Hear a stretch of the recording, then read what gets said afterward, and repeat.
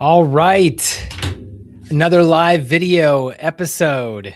Tonight, we're talking about Tiffany's not here tonight. So I don't know what I'm going to do. It's just me in the middle of this. So we don't have to have, I'm not on the hot seat tonight. No questions, no surprise questions. So, but tonight is going to be exciting because we're talking about a topic that I think is very important, which is mistakes that sellers make. And it comes down to really selling your property and what you need to do to prepare. And it could be anything from pricing to decluttering to picking an agent to anything that has to take place with trying to get your home ready and what you should be expecting. And so I'm going to try and cover a bunch of questions. We won't get to them all, but I want to try and cover as many as possible because it's getting close to spring season. And I think it's important. Maybe we'll talk about buyers here in the next week or two, but I thought this would be a good one to talk tonight. So if you're considering selling, this video is going to be for you. But before we get started, if you are watching, tell me where you live. Tell me if you have sold your home, what was the experience like? What did you like? What did you not like about the process? I'm always interested to hear what people like and don't like about selling their home and what they think the process is like. There are certain parts of the home buying process that I think are like getting a root canal.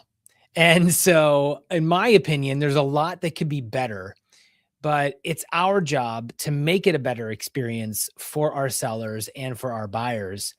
And that's something we should always work to get better at. So if you're interested, tell me where you are at. Tell me where you're watching from tonight. Tell me about any past experiences. And most importantly, if you have any questions, put them in the chat. I would love to see what your questions are about selling, and I will try and answer them. But in the meantime, let's get started. So we have got an interesting market on our hands, one that not many have seen because of all the factors that are at play. And I would say that Myrtle Beach is holding strong. You know, there's a lot. Real estate, what's interesting is it's micro. It comes down to the local level. We can talk about national statistics, and I'll throw some out tonight. But then also what you have to do is you have to find a way to take the national numbers and make them local, because where you're at locally is everything. It's different. I can tell you stories about what's happening in Connecticut, and I can tell you stories about what's happening in California. And it's completely different than what's happening here in Myrtle Beach, maybe, or what's happening in Florida. So not just from a state to state level, but locally as well. So I have come up with some pricing mistakes, the most common mistakes that sellers make. And the first one on the list is pricing mistakes. And I would say that we've talked about this before on our live videos. We've touched on it, I should say. I would say that pricing mistakes is probably the fastest way to lose top dollar. So let me paint the scenario. I want to list my home. The home is worth 500. And I say, well, what's wrong with listing it at 550? I could get an extra 50,000. We go high in case someone wants to negotiate, which is usually what sellers think. And what they don't realize is that a majority of the buyers are going to look at your property once it hits the market in the first 7 to 14 days. So if you don't come out of the gate with the right price, the best price, that's when things start to go downhill. So choosing a number instead of comps and current competition. Let's talk about this. As real estate agents, what we are going to do is we're going to take a look at what other properties have sold for. Now, does it tell the whole story? No. Does it tell a majority of the story? Probably. So what we do is we take a look and say, okay, what has sold recently? We don't go back years and years. Maybe the last 6 months would be probably the most. And sometimes if the market's moving faster, 6 months is too much. It depends on actually what is taking place. But we'll find a bunch of homes that are comparable hence comparable analysis, comparable to what your home is. Some homes have a feature that your home has, some don't. So then we have to add and subtract features and come up with a price for each. But essentially, what we're trying to do is we're trying to get a correct value for your home. And the first 7 to 14 days is when serious buyers pay attention. And what happens is if you don't get any interest or you don't get any offers, then your listing starts to go stale. And I thought this was interesting. There's a chart that I always talk to people about, and it's a pricing triangle, for a lack of a better term. But it essentially talks about when your home is at market value, and for every so many percent above market value, that tells you how less and less and less, how much lower the buyers will be, the buyer pool will be as you go up. So if you list your home at market value, 60%, now this is rough estimate, but it's not, but it's pretty close. So if you listed your home at market value, 60% of buyers would see your home. Okay. They'll look at your property. If you go up 10% above market value, you go from 60% of buyers to 30. So you just cut the pool in half. And if you go up 15% above market value, you go to 10% of available buyers will look at your property. Now, think about this as you go the other way. If you're 10%, if you list your home 10% below market value, 75% of buyers will see your property. And if you go 15% below market value, then 90% of buyers will look at your property. And I think this is a really good case study as far as what you should do when it comes time to price your property. Now, this is something you should discuss with your agent, but you need to have a plan, and you can't just pick a number out of thin air. And what's really dangerous is when you put your home on the market, and many times when someone's selling a home, it's really important that they sell it. They could be under contract on a new property. They might need the money really badly. But if you don't take this seriously, then your home's going to sit. And then it doesn't look great when you start dropping the price. And we'll get into, what real estate agents recommend and what they don't recommend. But if you drop your price too little, and then you have all these little price drops because it's on the market for a long period of time because it's not competitive, then it really looks bad. And then what happens is buyers will come into the home and their agent or they will see that there's been multiple price drops. There's a lot of transparency nowadays with what's happening on a property, thanks to the internet and everything else you can find out. So it doesn't help your case if you overprice a home and then you miss a majority of the buyers and then you start dropping the price and it just doesn't look good. You start building a track record of that. Maybe you, the seller, are unrealistic, or you just, you're in la la land, right? You're not realistic, or you're just difficult. And so people just choose not to work with you or want to look at the home. And that just makes a bad situation for everybody. There's also part of pricing mistakes is using the wrong comps. So might use older sales, different neighborhoods, ignoring the condition or the upgrades, or ignoring current active listings. Current active listings does play a role. It's better to look at sold in most situations, but sometimes current active listings matters. If the market's moving really fast, that tells you maybe a little more than just an active property that sold months ago. So it depends, but you really have to take into consideration everything. Have you done any upgrades to your home? That could add value. What about if you haven't kept up with the home? I can't tell you how many times I've walked into a home and somebody says, well, here's what homes are selling for in our neighborhood. And I'll say, okay. And then they want to know why I have to come out and see the property. Well, it's because if I walk out there and then I walk in the house and like I've seen so many times before, their Rottweiler has chewed through the baseboard, that's going to be a problem. Or it smells like cat pee, or, your carpet is stained and there's a million pieces of furniture, or the furniture is too big for the space. All of this creates an atmosphere that may do well or may not do well. And that's our job, is to come in and say, hey, we've got to figure this out or else this is going to really hurt your value. And so I see so many people, they'll try to price their home and they'll just pretend like these things don't exist. And they do. And so as as real estate agents, we have to have these tough conversations with sellers, you, the seller. Or sometimes I walk into homes and they're amazing. They're immaculate. They're clean. They're everything you need. Cleanliness is probably one of the number one things to keep in mind. Somebody said to me once long ago, and it just always stuck with me, as some things do. If somebody doesn't take care of their curb appeal, what does the home look like on the inside? And that has always stuck with me. So, when it comes to maintaining a neat home, right? A tidy home, you want to make sure that you maintain the curb appeal. I also heard something else a few years ago from somebody that I was like, that's a really great idea. It was from a client, actually.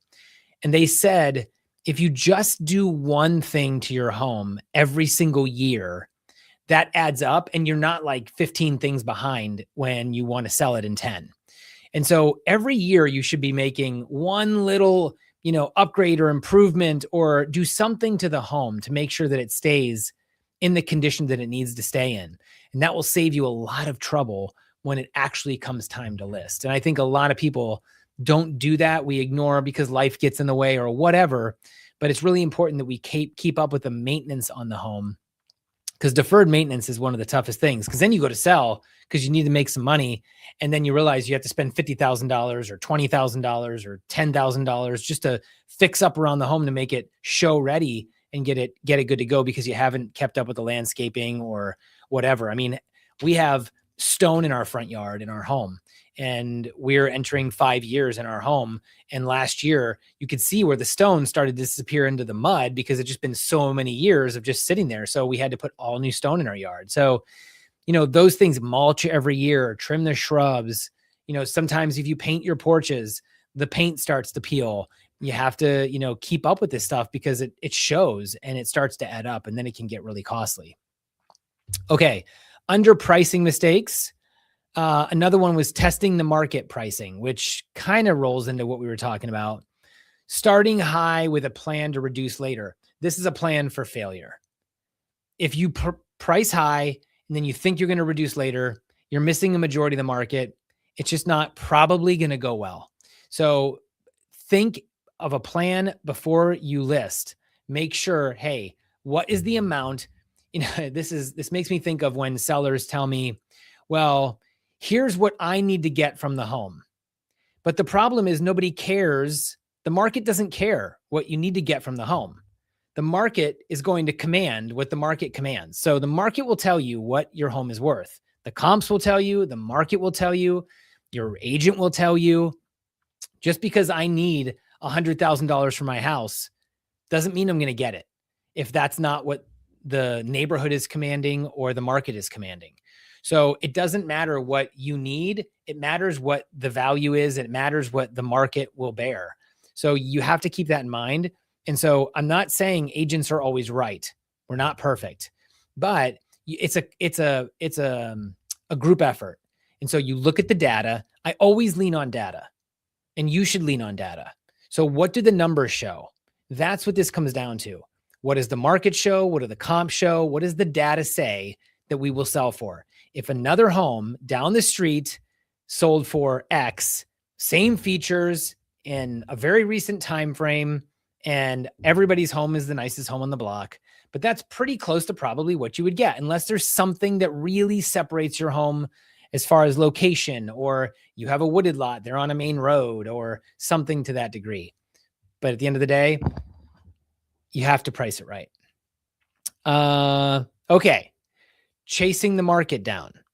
So multiple price cuts, which is what I was talking about, it signals weakness, and it creates buyer leverage. When you start chopping your price down and down and down, then buyers automatically say, oh my gosh, another one is how long the home has been on the market. And all of these lead to that. So if we walk in and my client says, well, how long has this home been on the market? And I might say 150 days. Ooh, then I can see the wheels turning.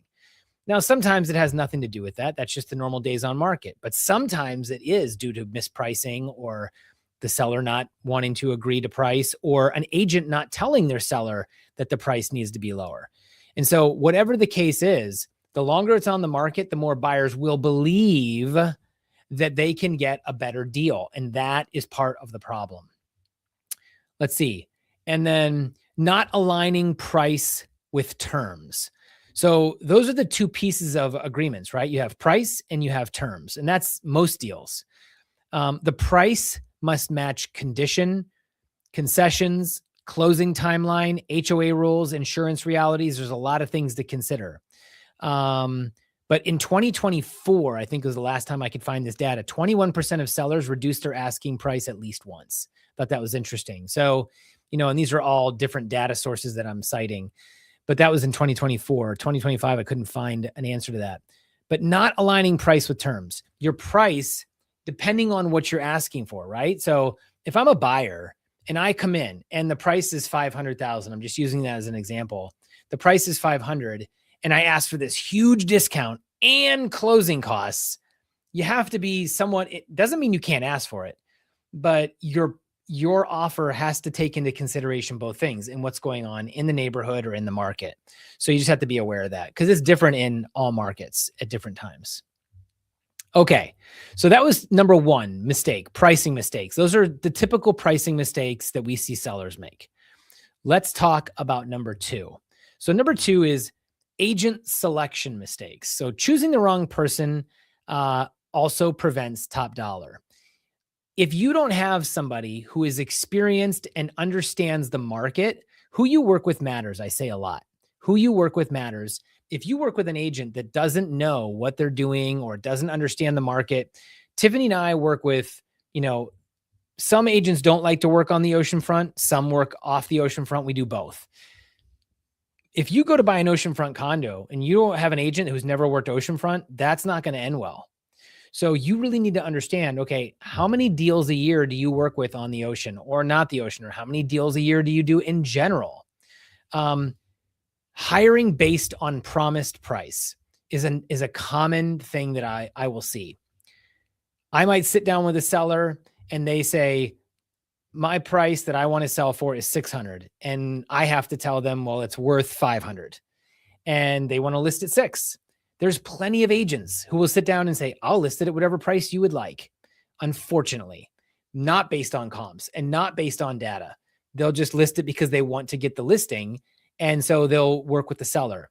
So as the seller, you have to understand that, hey, I also need an agent that isn't just going to say yes, yes, yes. They're also going to push back a little bit and do the best thing for me. That's what it's all about. An agent who will do the best thing for you. So instead of a documented pricing plan where we have comps and absorption and strategy, you just take someone who says, yes, whatever you want to list it at. And that's not a great strategy. Hiring based on discounts, right? So that matters. And we've had a lot of interesting things pop up in the real estate market in the past couple of years in reference to what everybody gets paid. And that is something that you should go over with your agent. We go over it with our clients in detail, make sure they understand how it works. That's a really important step. And that's part of the process. A third piece of this is not requiring a marketing proof plan. So I see all the time people putting up terrible pictures. So, it comes down to using all resources that we have at our disposal. So are we doing video? Are we doing weekly updates? Are we doing good photography? Are we doing ads? Are we doing open houses? And, making sure that we use everything to our advantage to leverage to make sure that you get top dollar for your home. Now, some agents don't do these things. Some do it all, some do more. And I think that you just have to decide as a seller, there is no, right or wrong. The bottom line is you have to decide that the agent you choose has a good plan, a good proven plan that will work and does use today's current technology to help you get top dollar. You have to make the decision at the end of the day, though, but that's really important to make sure that you're getting the best representation and the best chance to sell your home for top dollar. Okay. Another piece of the agent selection is no clear communication cadence. So we give weekly updates to our sellers. We show feedback summaries. We try to keep them as up to date as possible, and you should expect that too, so that you're not in the dark through the whole process. Communication is probably one of the most important pieces to working with a real estate agent during the sales process and the buyer process, quite frankly. So communication is everything, and we try to get everything out in the open up front. I want to uncover everything at your listing presentation. I want to uncover everything at the buyer representation agreement, buyer presentation. And so you should go over all that with your agent so that you know exactly what the cadence of communication is. It's extremely important through the process. Weak negotiation skills. So this is something that I see: leaving money on the table via concessions or repair credits or appraisal handling and inspections. So, but the question I think will be most applicable for all the sellers out there, though, is how do I know if my agent is great at, negotiating?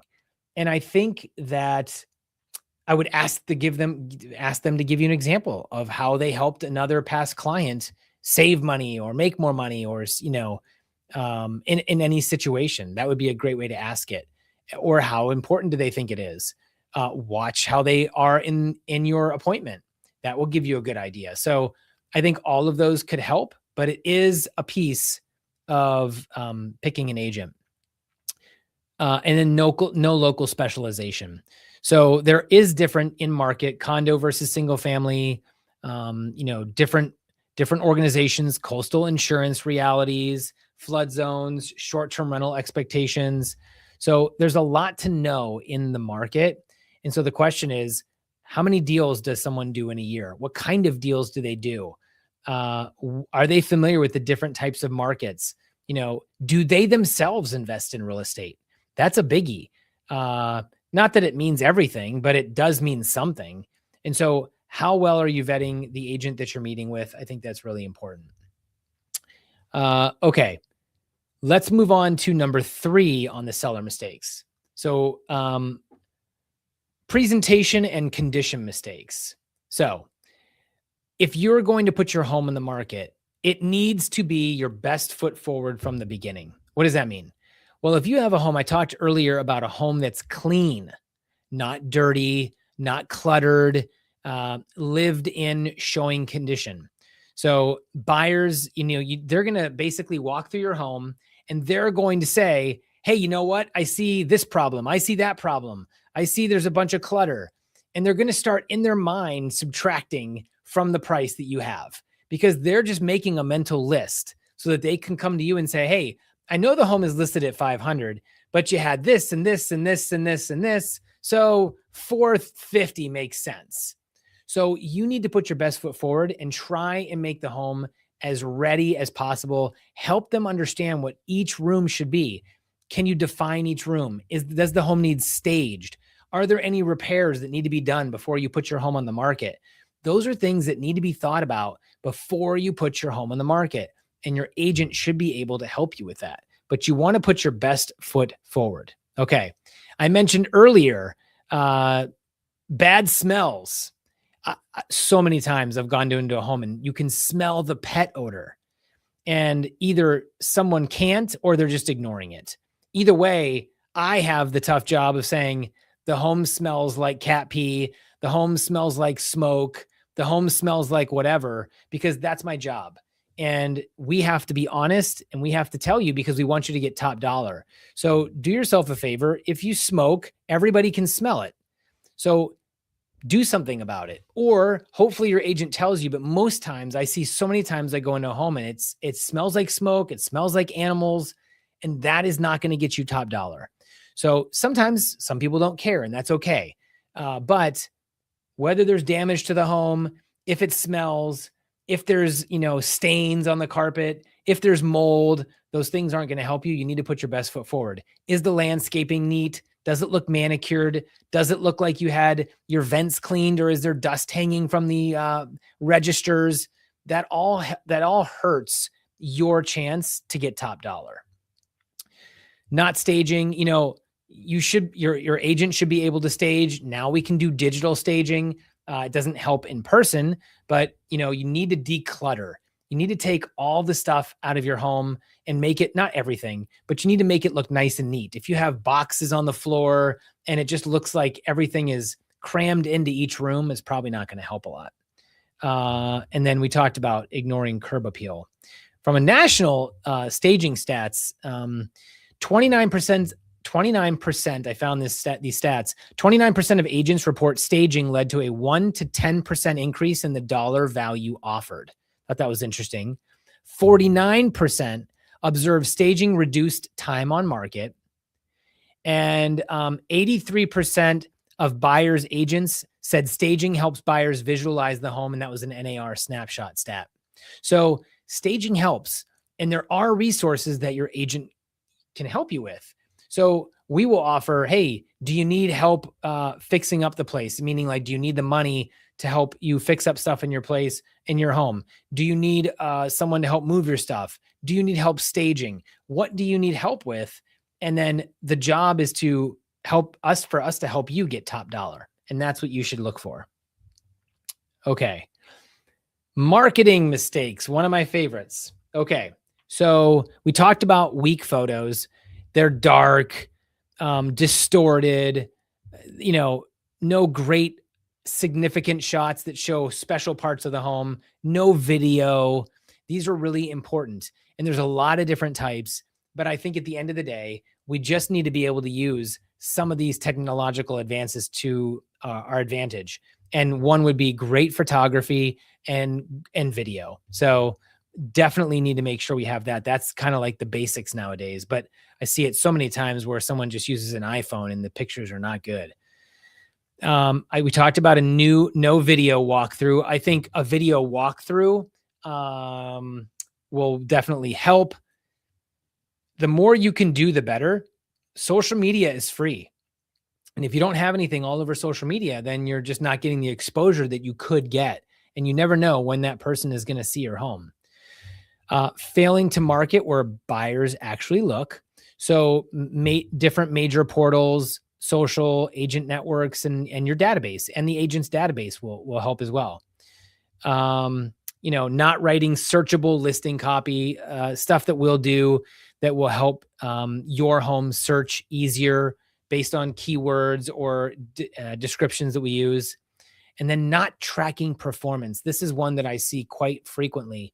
Whatever we do, we're trying to track and see, okay, what's working, what's not working. And so as a seller, you need to kind of have your thumb on that too. What's working, what's not. Now, sometimes the average days on market is just the average days on market. You can do whatever you want to do. It's going to be there for around that time, but you try and you got to see what's working, what's not. And maybe you put more money to something than the other. And some of that is up to your agent. At least a lot of it is. So, but just tracking what's working, what's not. And I think that's really important. Okay. This one is a tough one. Access and showing mistakes. Friction kills urgency. If I need to get into a home, but I have to go through 10 roadblocks just to get a showing, that's a problem. And so you have too many restrictions. Some sellers have too many restrictions to get into a property. I mean, it's like, call this person and then call this person and go to this office and get a key. And then when you're done, take the key over here. It's like, by the time I get it, I mean, holy camole. And if it takes a long time, then agents aren't going to do that. I would, but not everybody would. So you got to make sure that you don't have any more friction than you need to get a key to somebody. Using the right lock boxes helps. Having a poor showing experience. So lights off, clutter, pets present, messy odors. Messy and odors is all stuff that you need to worry about. Not using feedback is a biggie. Okay.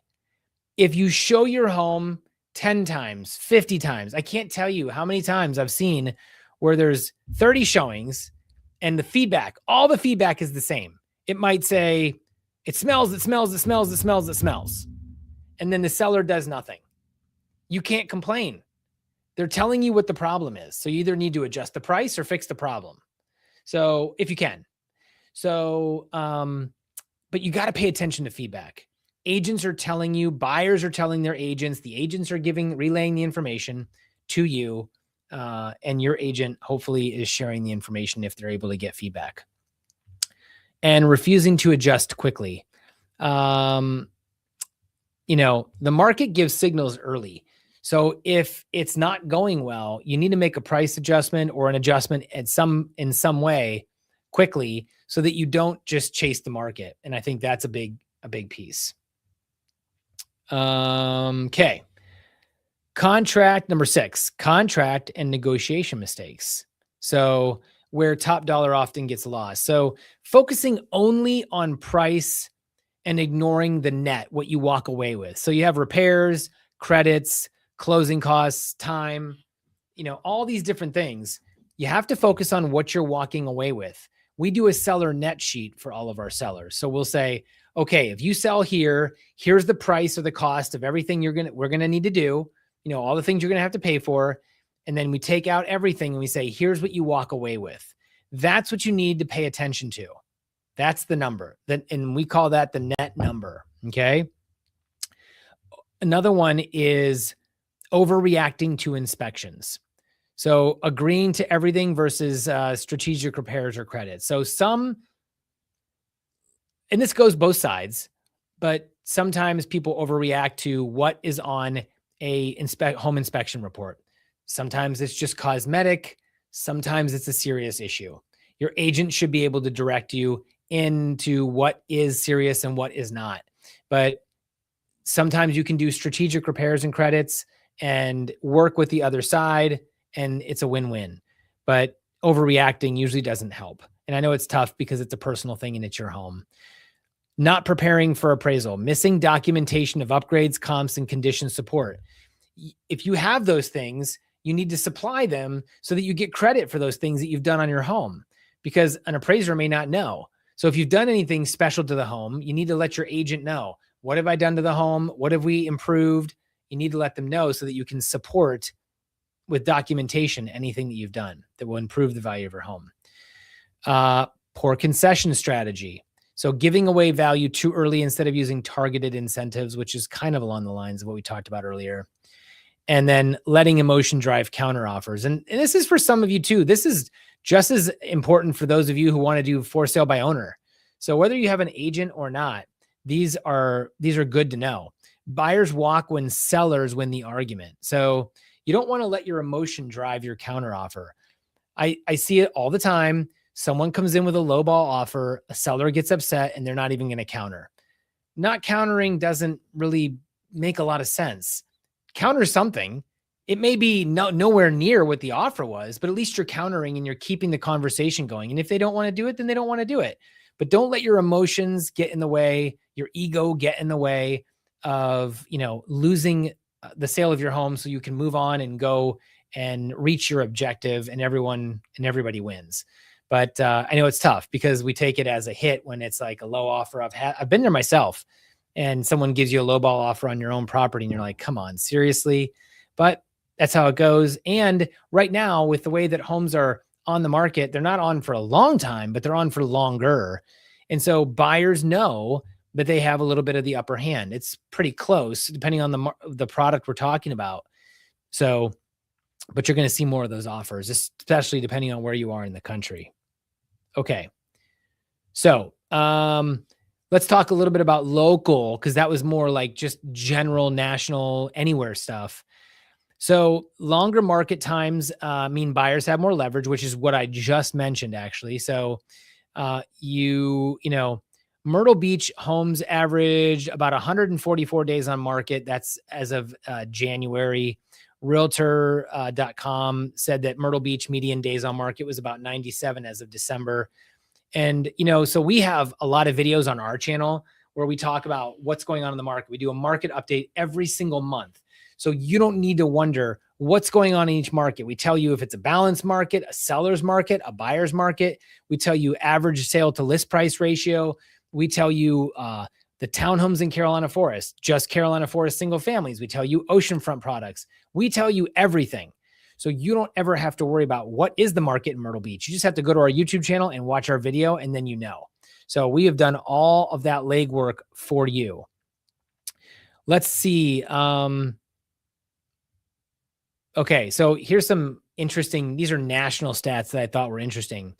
So 21% of sellers reduced price at least once in 2024. It's a little older.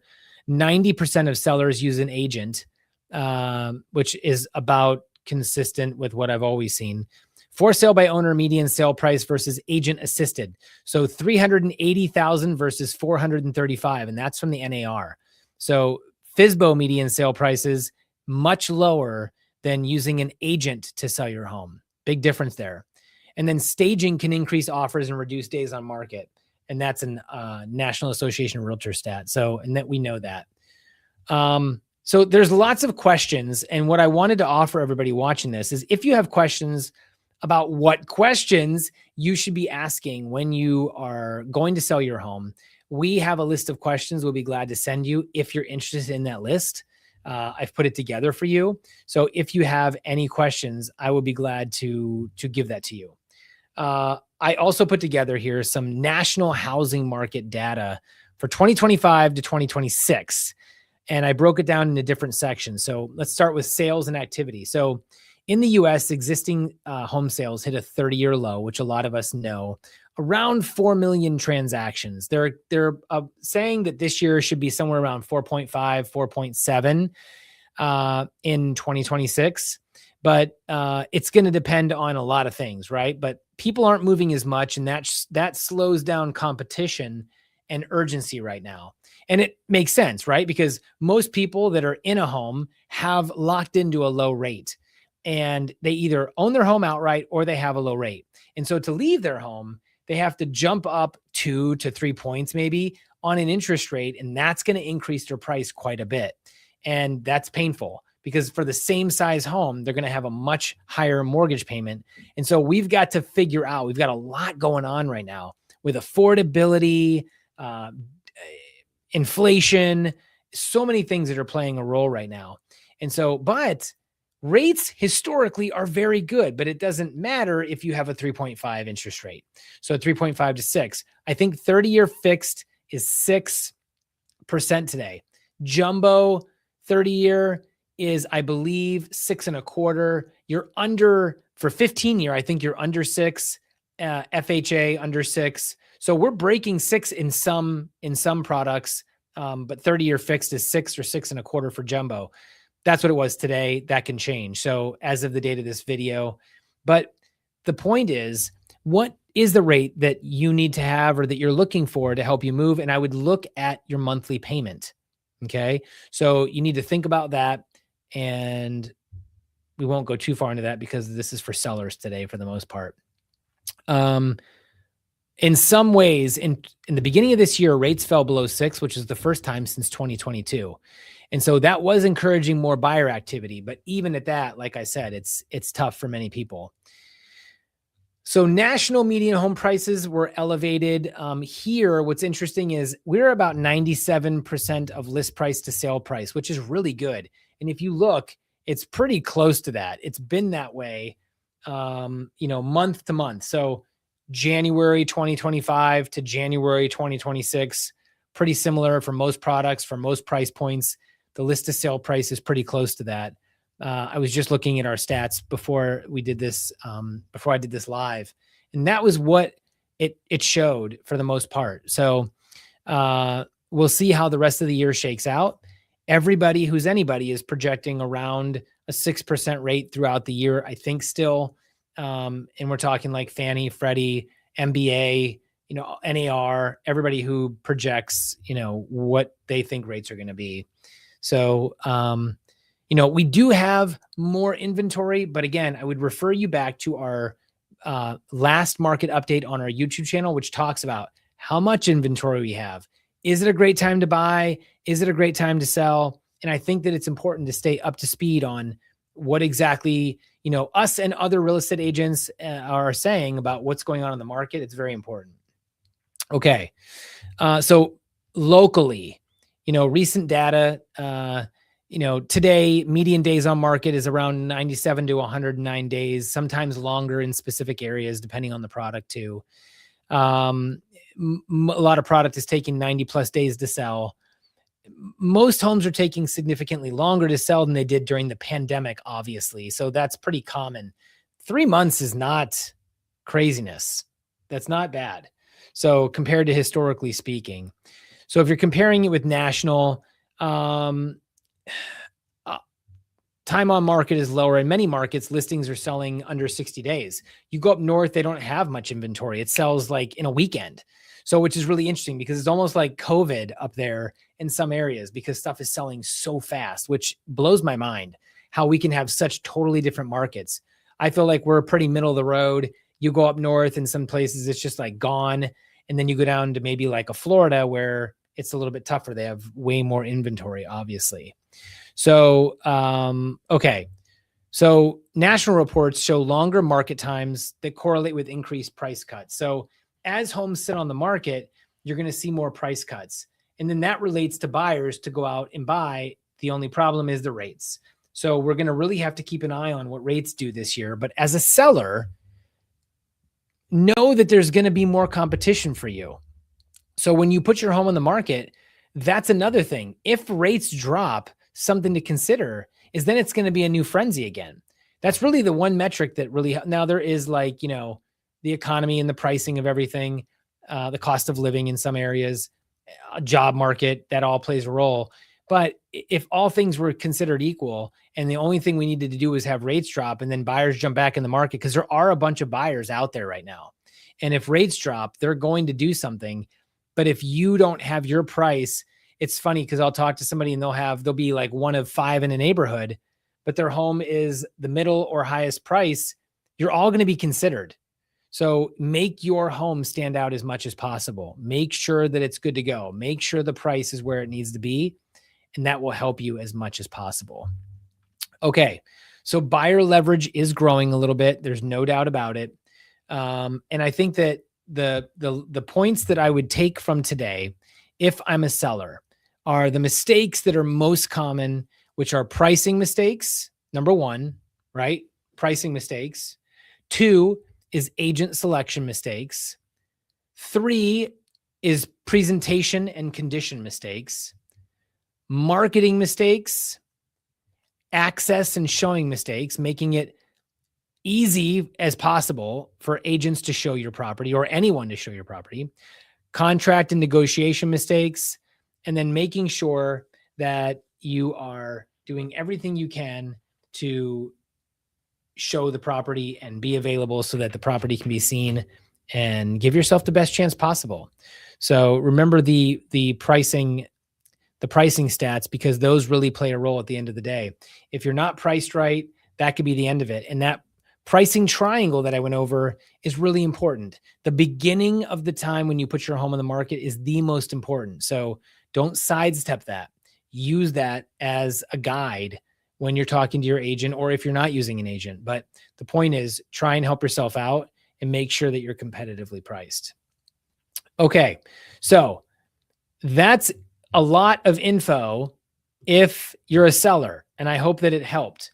If you have questions about buying or selling or investing in Myrtle Beach, whether it's oceanfront or non-oceanfront, make sure you give us a call. If you're watching this video later, you have all of our contact info here. But I'd love to hear from you later. If what about your seller situations, your experiences? I'd love to hear. Even if you're not living here now, I'd love to hear. I know Tiffany would love to hear about your experiences and whether it was good or bad and what you liked and didn't like about the process.